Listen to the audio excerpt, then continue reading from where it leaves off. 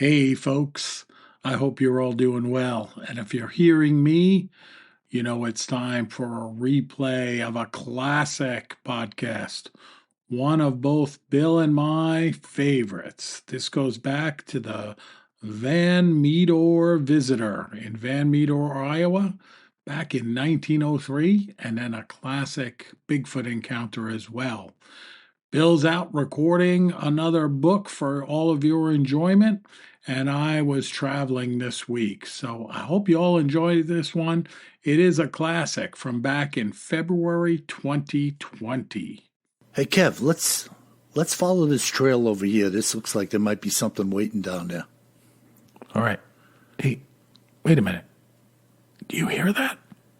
Yeah, I thought it was just me. What the heck is that? I don't know what that is. Whoa, do you smell that too? That's unbelievable. Hey, look. What the? Hey, look, those branches are moving over there. What the heck is that? Holy cow, is that what I think it is? Look at that thing. Oh my God. It's a freaking Sasquatch.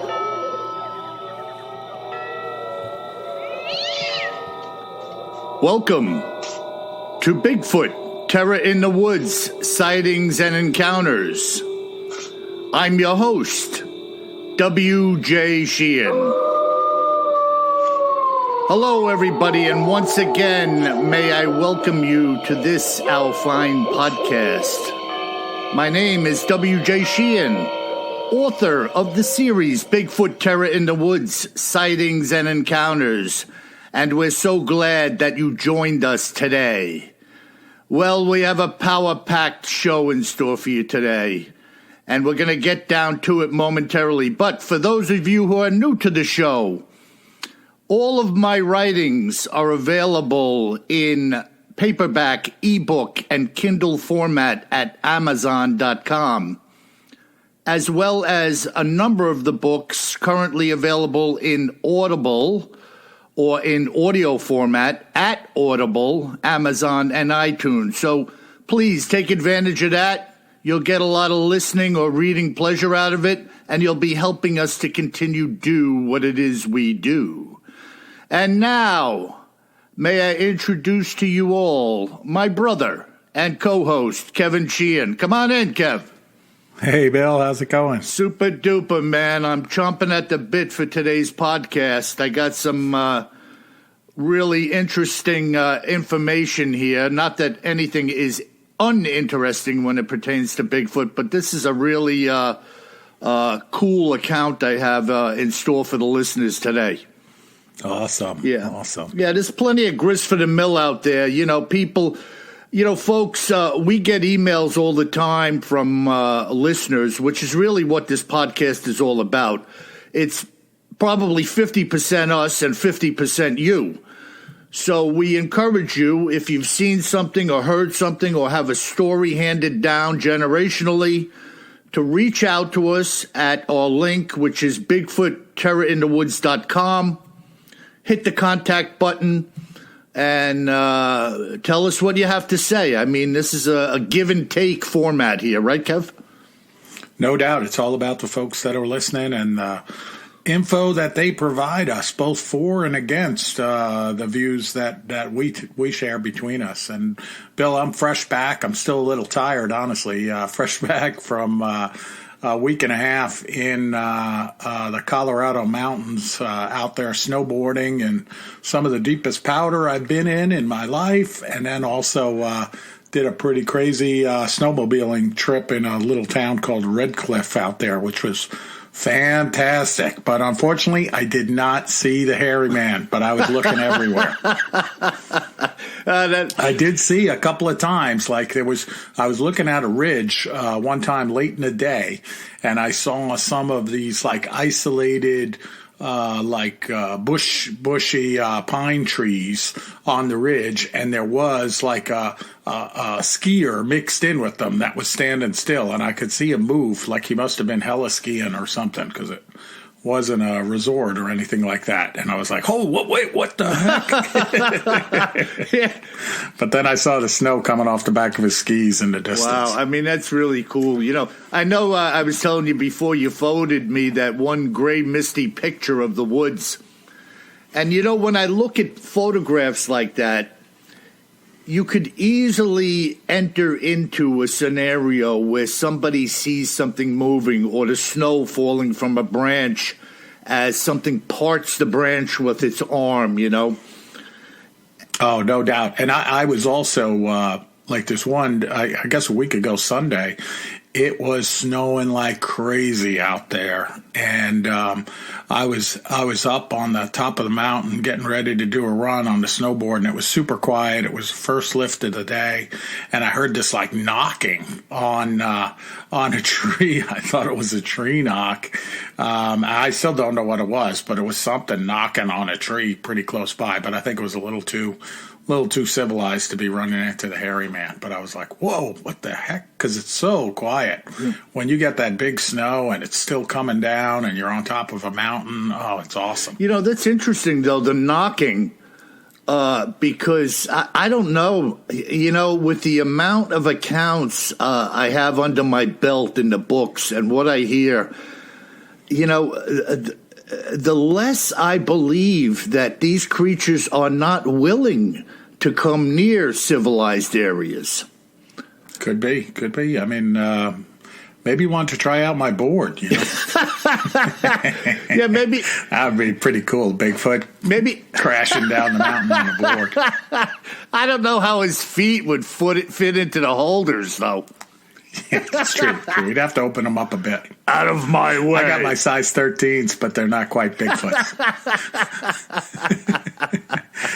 But by the way, folks, if you're ever out there, and if you're a skier or a snowboarder and you're on a chairlift and you see a guy next to you that has Bigfoot stuff all over his snowboard, that's probably me. So make sure you say hello. Awesome. So, what do you have tucked into your lapel today for us? Oh, we got a good one, Bill. Because you know what I like? Creepy stuff and old stuff. We got the combo here. All right, the creep old. Yeah, so this is called the Van Meter Visitor. Oh. Have you heard of this one? No, but already it's kind of giving me the creeps. Van Meter is like, when I hear Van anything, I'm thinking Transylvania, Well, this Van Meter is a town in Iowa. All right. That was laid out in 1869, and the city was named for a gentleman named Jacob Rhodes Van Meter. Huh. So, and also, by the way, no offense to anyone out there named Jacob, but if your name is Van Meter and your first name is Jacob, that's like extra creepy. But they were Dutch settlers from the Netherlands, so some Dutch folks. Uh-huh. And this town was incorporated in December 29th, 1877. So this Van Meter visitor, get this, Bill, it's a winged creature with a glowing horn that caused terror over a period of a couple of months in this little tiny Iowa town 117 years ago. Unbelievable. We're talking, this is, the town was formed in the 1870s, or this is when this event happened? No, the event happened in 1903. Oh, okay. So not long, 15 years after the town was settled, or did I do my math wrong? I guess 25 years after the town was settled. Wow. That's interesting. Yeah, so get this. So in September and October, it happened over a period of about 2 months, there were multiple instances of people claiming to have seen a winged bat-like creature in and around Van Meter. So you might be like, well, a bat-like creature, that's not that special. Uh-huh. Well, this thing was about 9 feet tall. Holy cow. Yeah. Where did you dig this up? What periodical or whatnot was it in? It was they had like an anniversary for the town, 100 centennial celebration going back a few years, and there was some big write-ups about it in the Des Moines Register. The town of Van Meter is pretty close to Des Moines, Iowa, or West Des Moines, Iowa. And then a gentleman we'll mention in a little while wrote a book about it, or a few gentlemen wrote a book about it. Wow. Which sounds pretty interesting. Yeah, no, it's incredible. I mean, these winged demons or whatever they are, I mean, it all falls back to the most famous, which is the Mothman.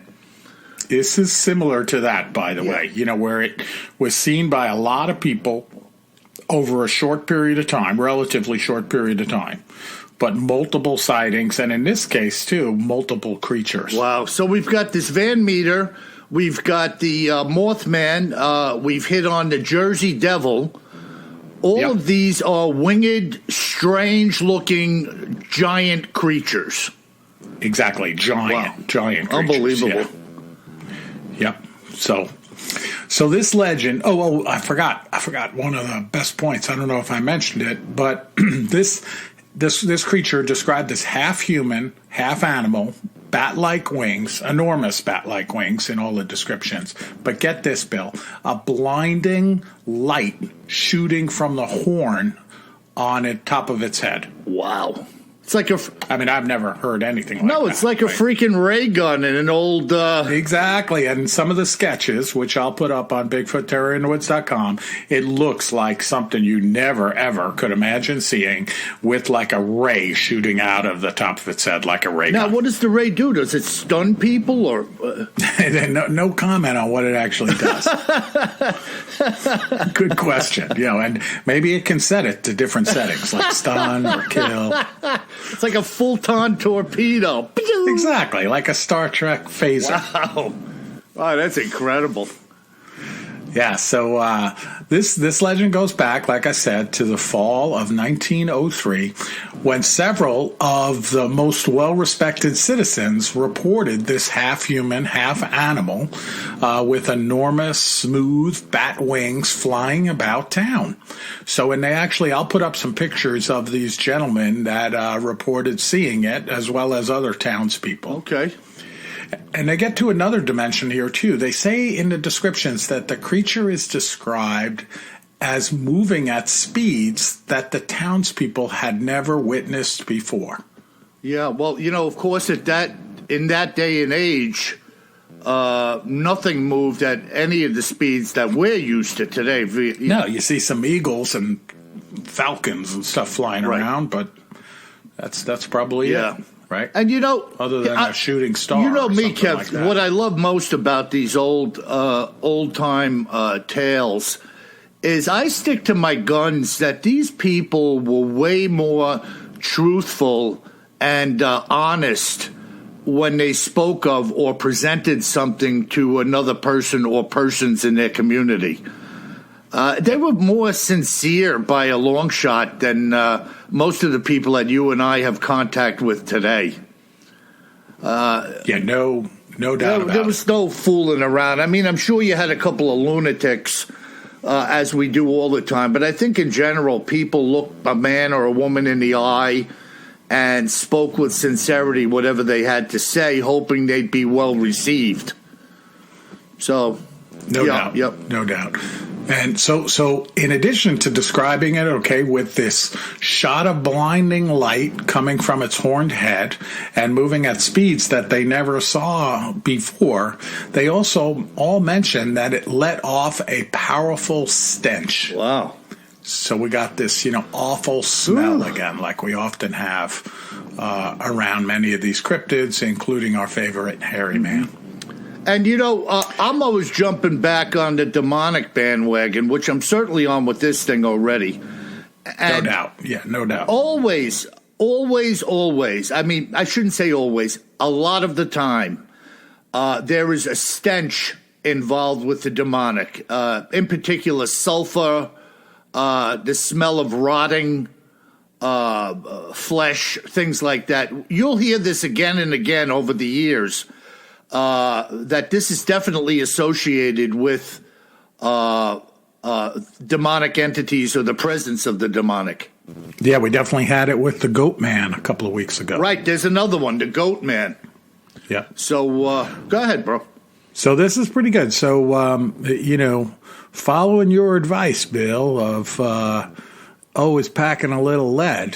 So the townsfolk were out there, and they encountered the creature several times, and they fired their guns at it on many of the occasions. But it appeared to have no impact on the creature, no matter what range they were at. Wow. So that's pretty wild, right? Yeah, and I'm sure a few of these guys knew how to shoot. I think so. Yeah. And then on the first night it was spotted, the account says that it was flying across the building tops in the little town. And this is a little town, 1903. It looks like a Wild West town in the pictures. Again, I'll put those up on the website. Mm-hmm. And then the next evening, it was spotted by both the town doctor and bank cashier, and a gentleman named Peter Dunn, who took a plaster casting of what they show in quotes as great three-toed tracks. So this is another one of those three-toed cryptids. Yeah, and the three toes is like a lizard kind of thing. Exactly. These long, elongated three-pronged toes. The Rougarou prints.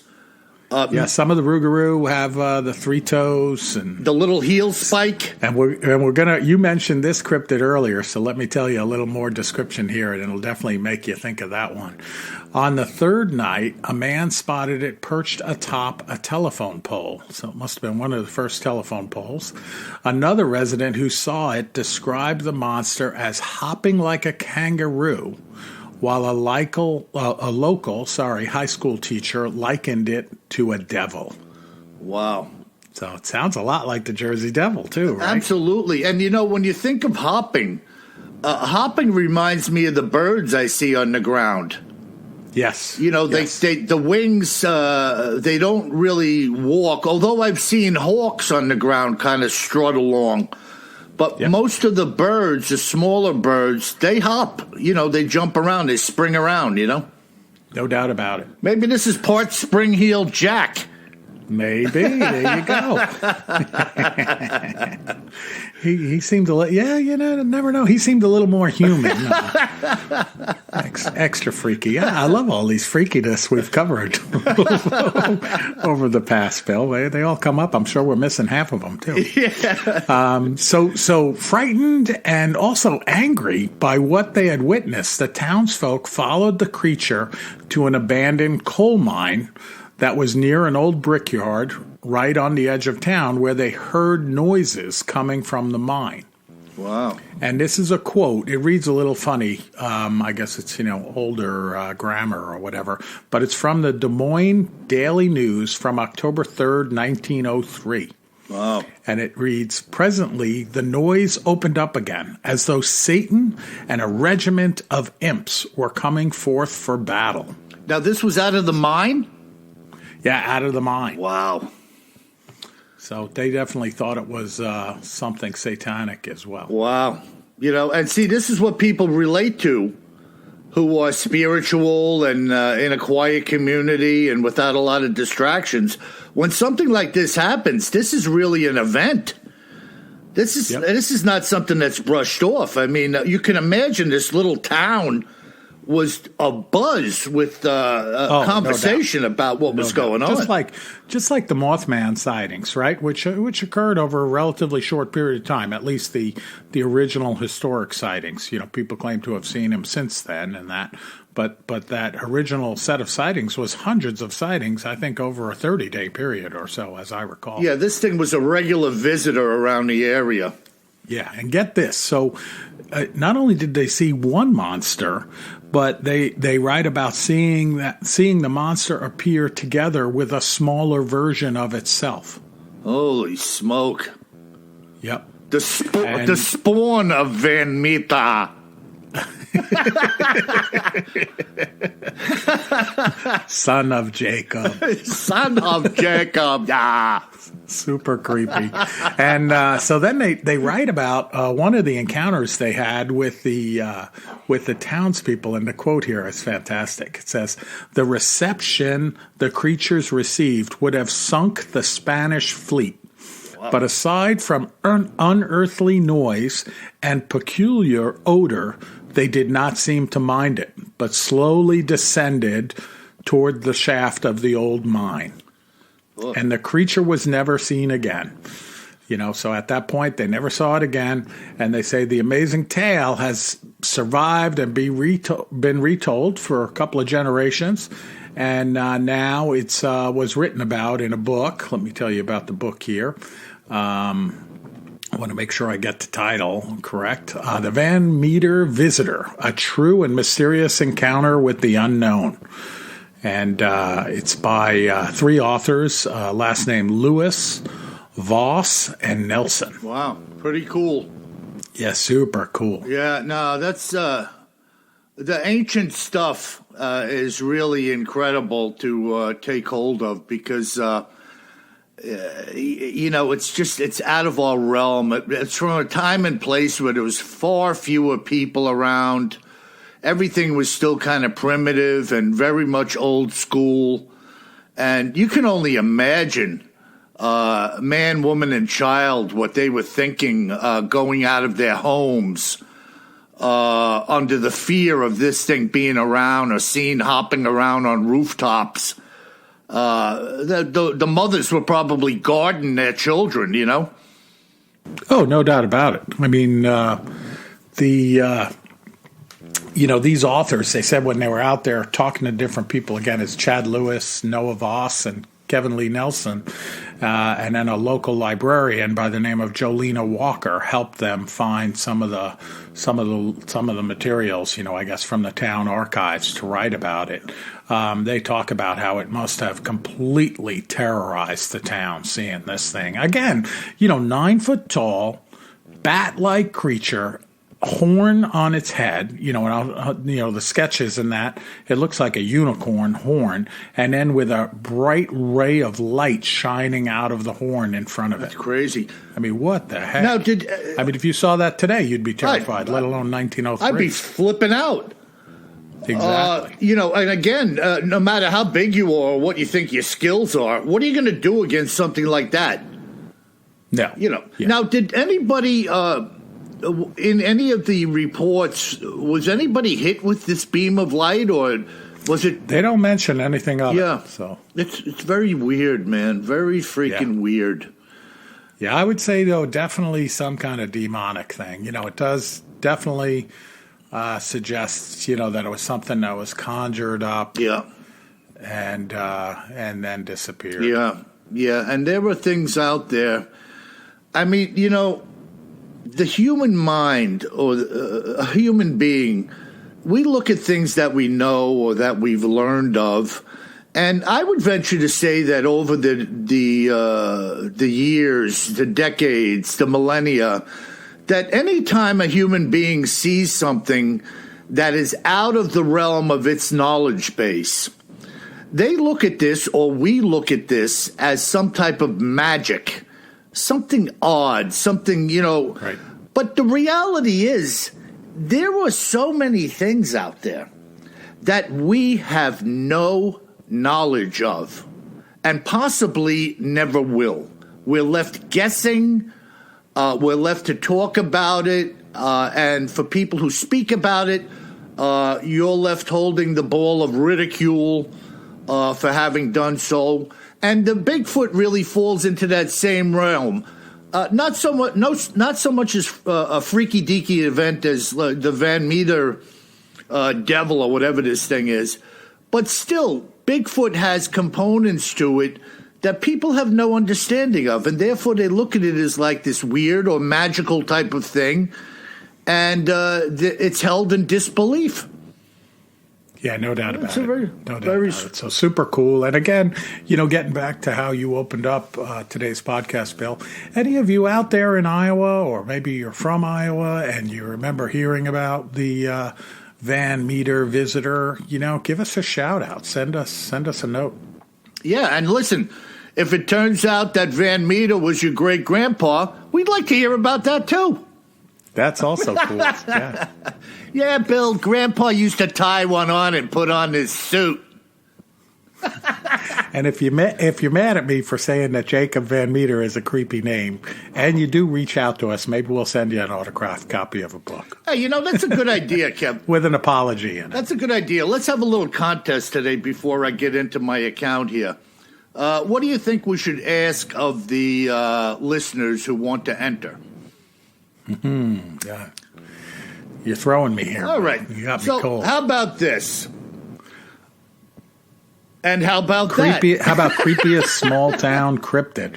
Yeah. Tell us, contact me and tell me what is your favorite cryptid aside from Bigfoot. And I'm just going to toss them into a hat, and one of you guys is going to win an autographed copy of one of my books. How's that? And I would include, why is he your favorite, too? Yeah, just give me a little hello and tell me a little bit about it. And who knows, if we haven't spoken about this cryptid, maybe we'll do a little spot on that, Kev.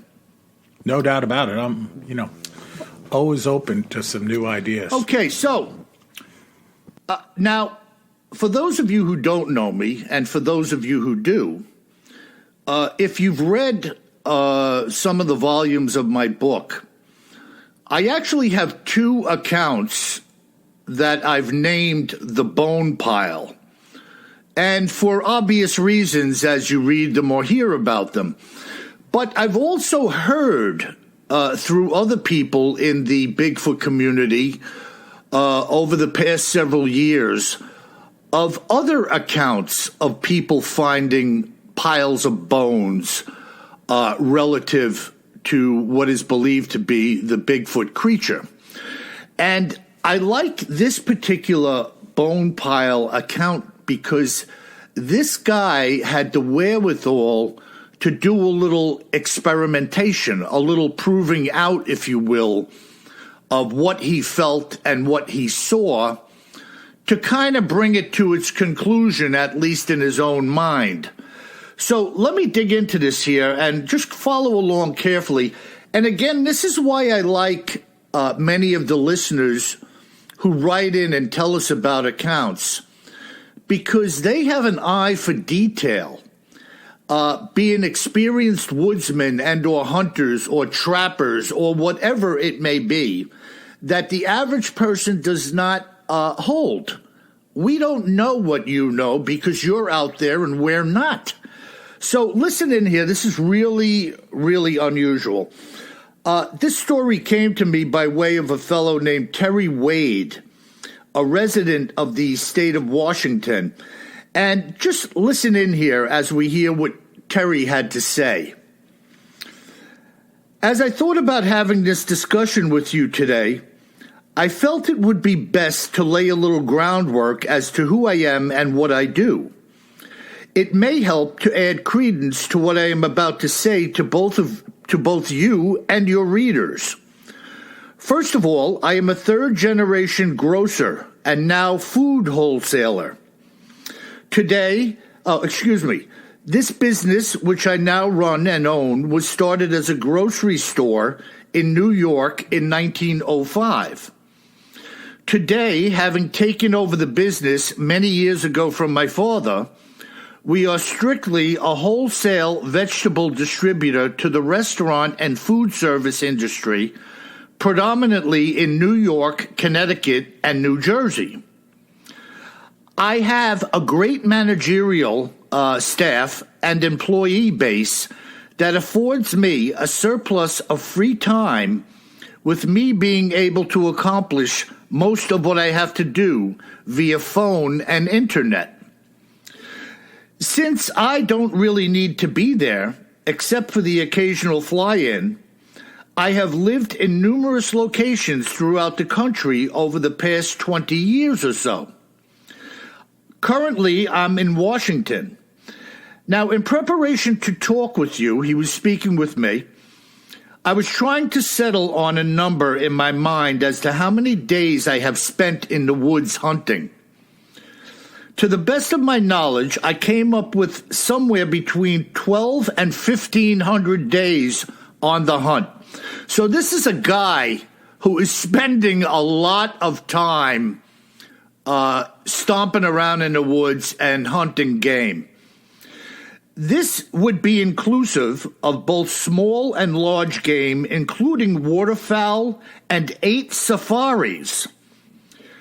Yeah, I am reasonably proficient in the disciplines of rifle, shotgun, and bow, and consider myself at this point in the game a decent tracker as well. I have seen a Bigfoot, but that's not why I contacted you. I contacted you about some evidence that I had found and a little experiment that I did in hopes of furthering the cause of Bigfoot being real. It's not that I need anyone to convince me, you understand.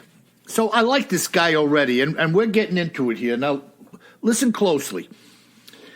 In the fall of 2006, while stalking some deer in the fringes of the Piacetin Wilderness, I had a large Bigfoot pass above my position on a hillside while I was on the hunt below.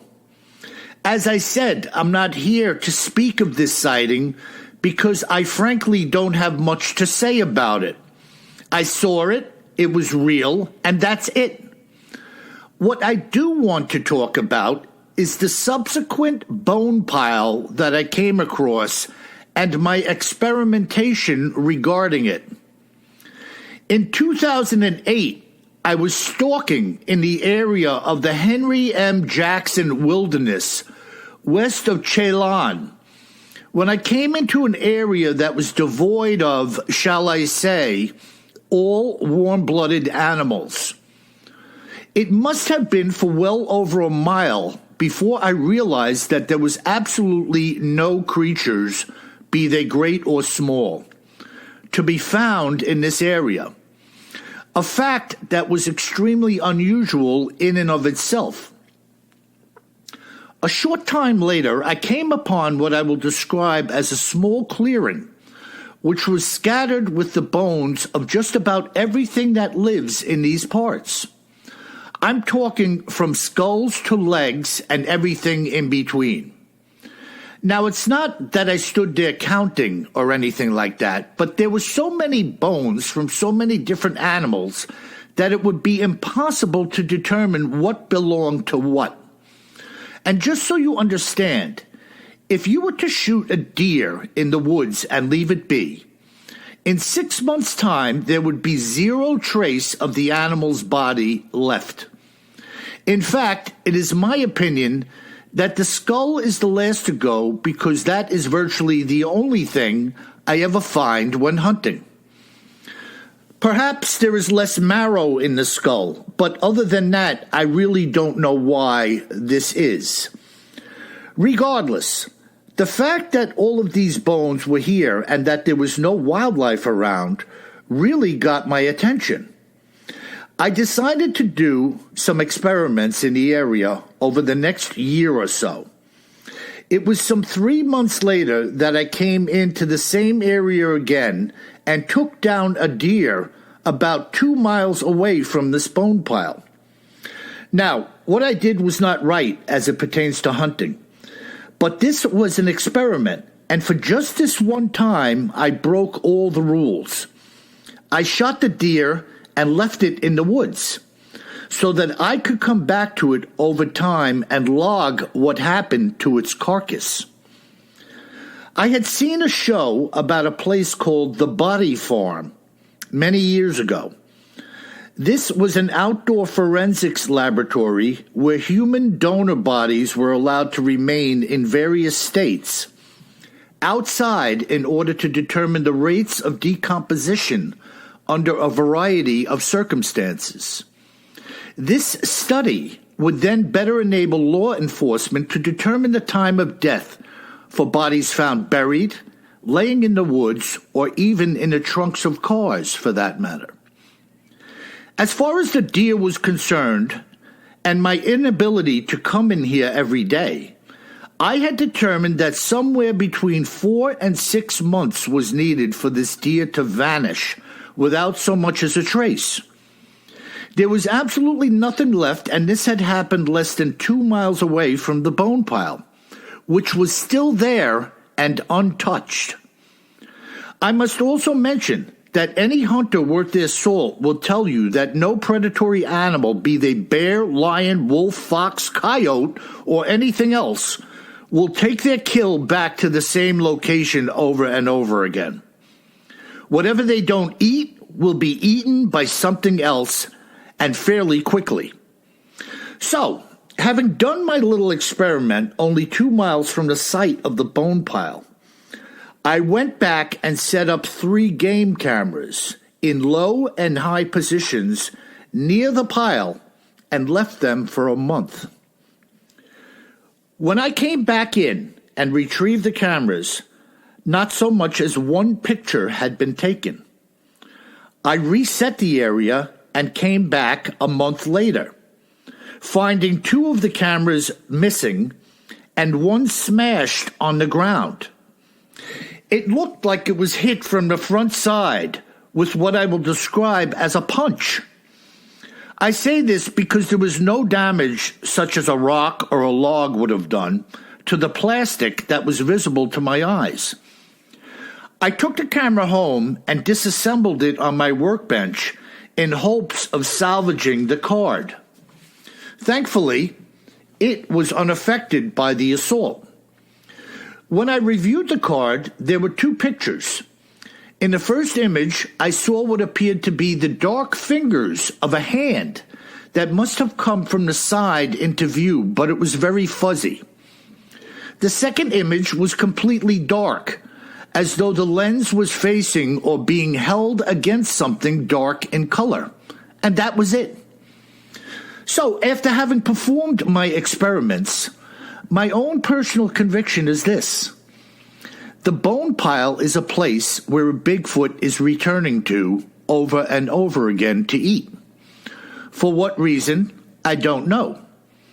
Secondly, the animals in the area surrounding this place will have nothing to do with what this creature had touched, steering clear of the entire area for quite some distance.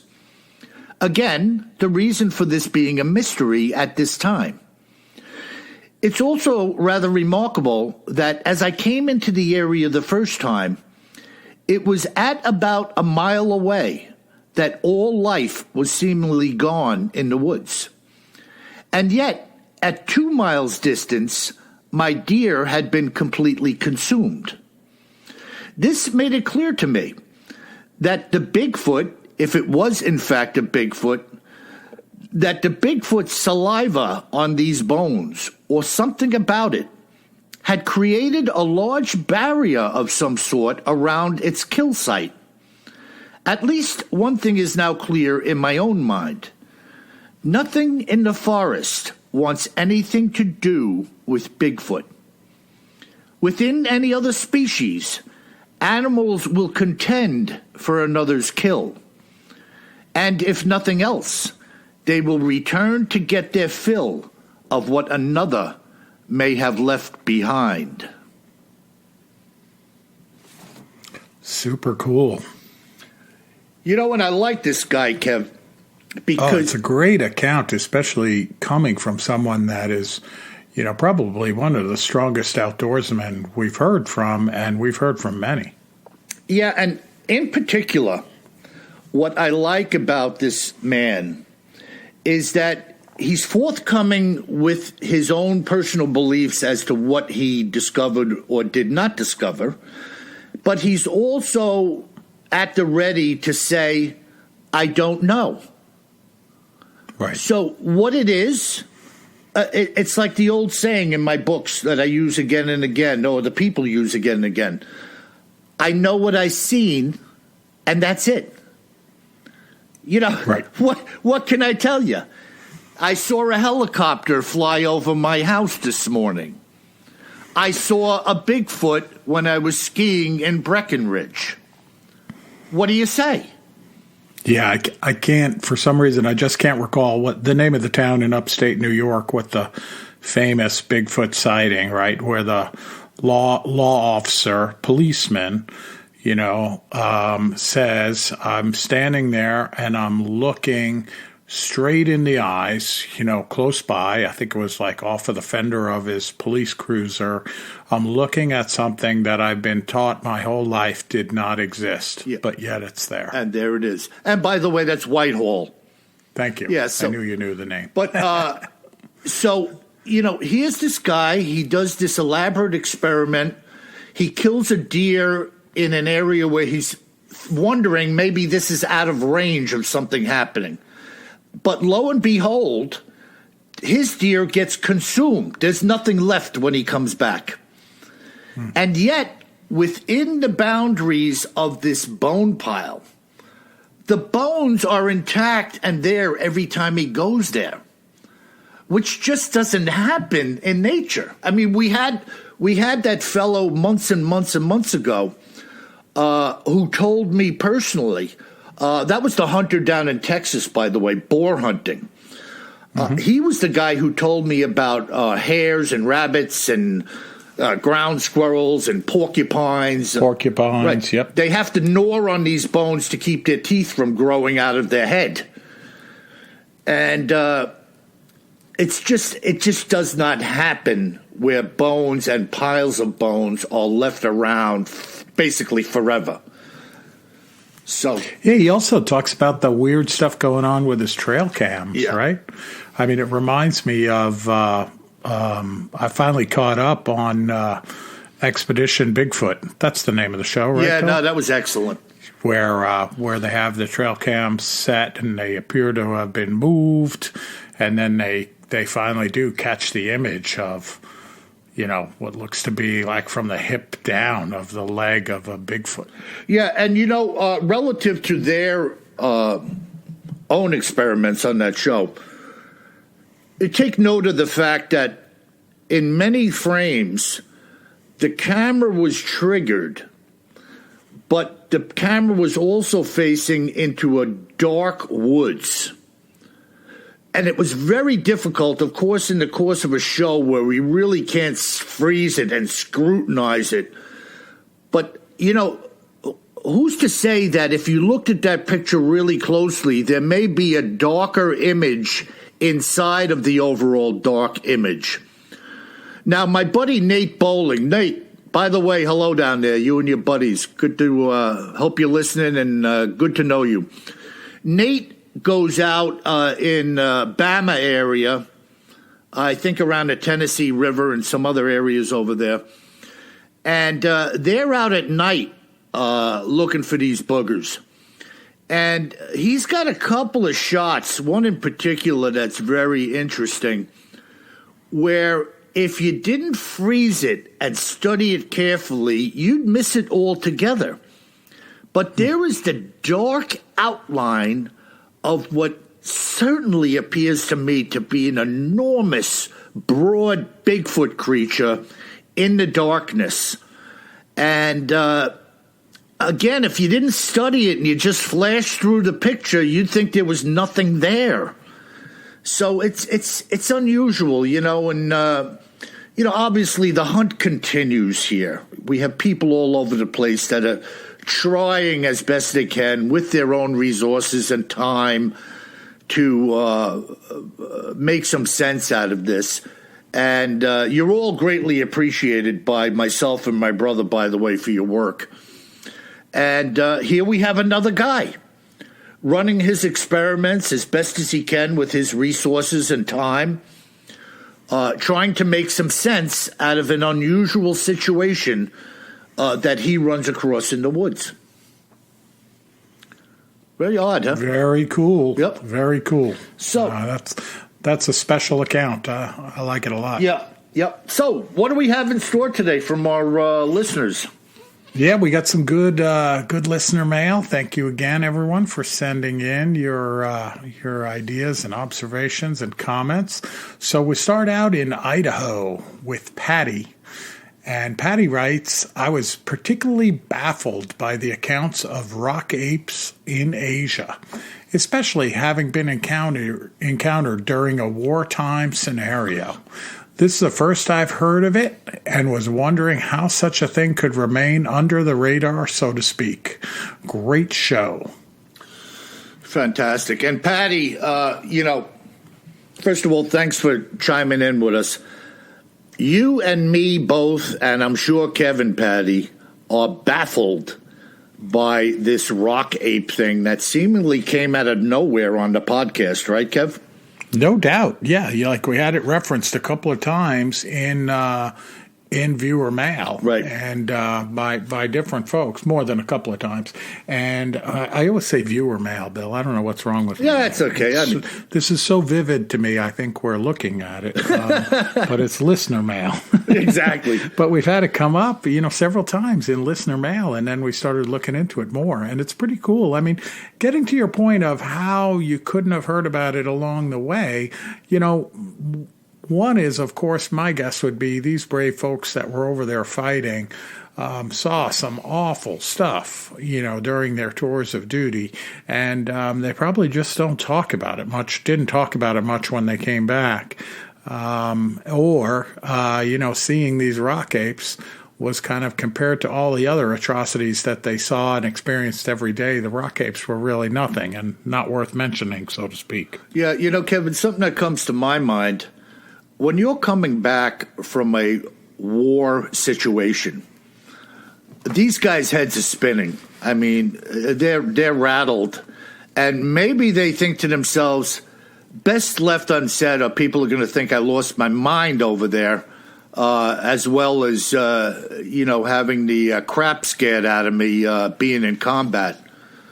So, and I think that's a great point, Bill, because they were already, not given a great welcome by any stretch when they came home, and then they didn't need another reason to be discriminated against or, hassled. That's correct. And something, a big shout out from me and my brother to all of our veterans out there. And in particular, as we're talking about these rock apes today, to the Vietnam vets, we appreciate everything that you did and the people that you are. And kudos to you. I don't give a rat's ass what kind of welcome you got or didn't get. I don't understand all of that nonsense, but what I do understand, that you are some brave, brave men, and all of our vets are to be honored in every way, shape, or form that we can. So, no doubt, and especially in the crazy world we're in right now, between the COVID-19 virus and all of the unrest between governments and the folks that are serving now, we definitely have a lot of thanks and gratitude for all of you. Yeah, something, and I don't know how we get it. Well, I know how we got on the bandwagon. We're uplifting and supporting our troops is what we're doing here for a minute. Right. I was at the gym yesterday morning. There's an older guy that I catch down there working the circuit, and then we get to talking. I see this guy a lot, and yesterday I learned that he has 2 artificial wrists. And I said to myself, well, I mean, there's a lot of things we don't know about people we meet, right?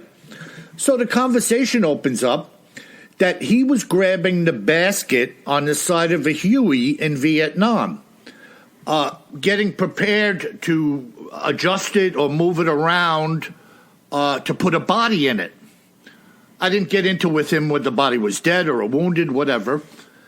And some creep fired a rifle shot that went through both of his wrists while he was steadying the basket. Can you believe that?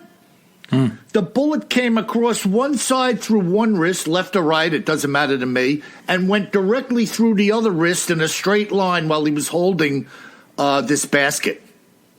Wow. Yeah, just incredible. So again, guys, we love you, we appreciate you, and God bless you is my sincere prayer. Yep. All right, let's go to Willard in Scotland. I don't have a good Scottish accent, Bill. How about you? Well, I will say that Willard's probably a strange fella. But Willard writes, these stories are mind-boggling. I especially like some of the more ancient ones that you dig up. You are correct in that during older days and times, people were bound by their word to one another, with their stories and accounts meaning much more, perhaps, than in today's society. It is fascinating to me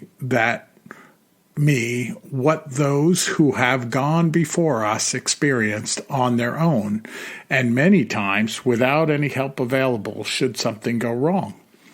Truly, the American pioneers, your American pioneers, Willard writes, were very brave people indeed. Keep the stories coming. Wow. Yes. Good stuff, Willard. Yeah, Willard comes from Scotland, which has a very rich and ancient history.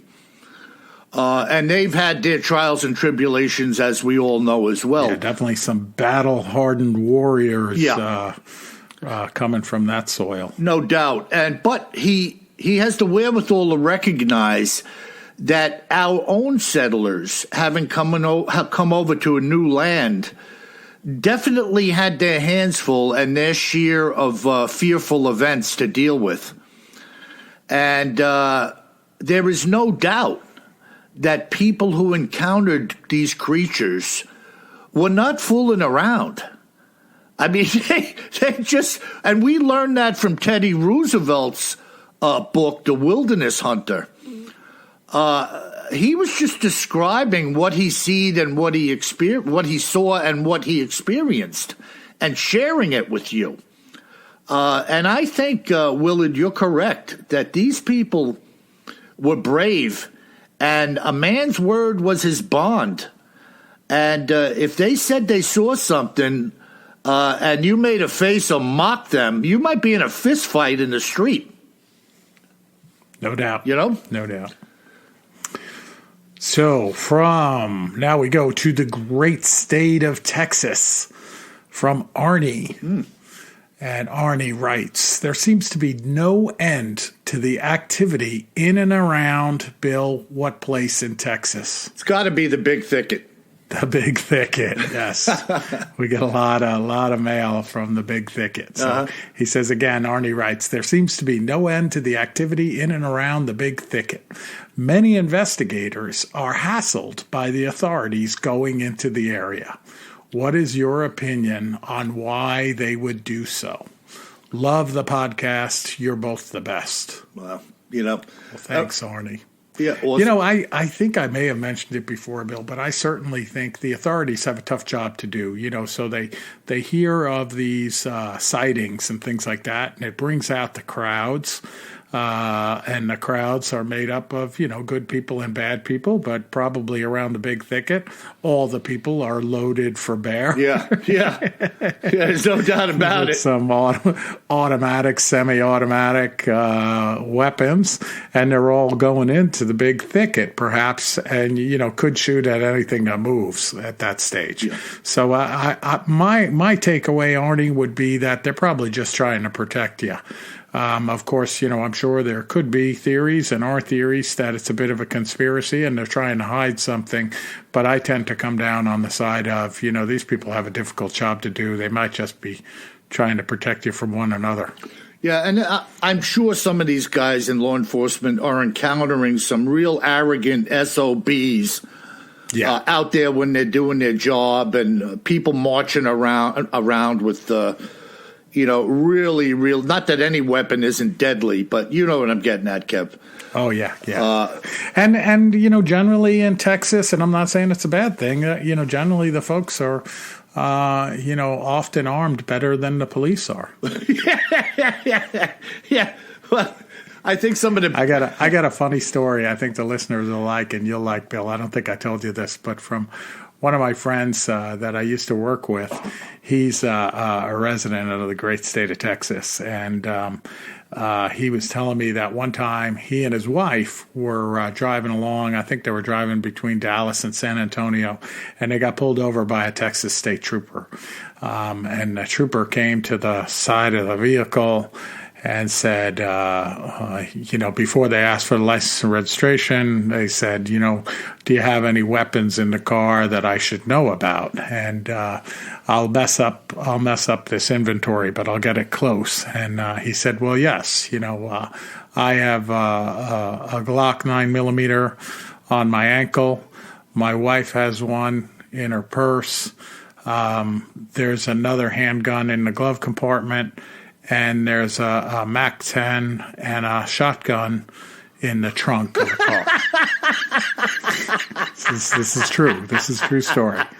And the trooper said to him, I won't say his name, but we'll say it's Mr. Smith. He said, Mr. Smith, what are you afraid of? And he said, absolutely nothing. True story. I love that. I love it. Yeah. And all the weapons were legal, so he didn't get in trouble. The policemen, like in a lot of states, they ask you when they come up, just for their own safety, like if they ask you to reach into the glove box or something like that, do you have any weapons in the car? Yeah. So we went through the whole inventory. It's fantastic. My favorite part, Kev. What are you afraid of? Absolutely nothing. Absolutely nothing.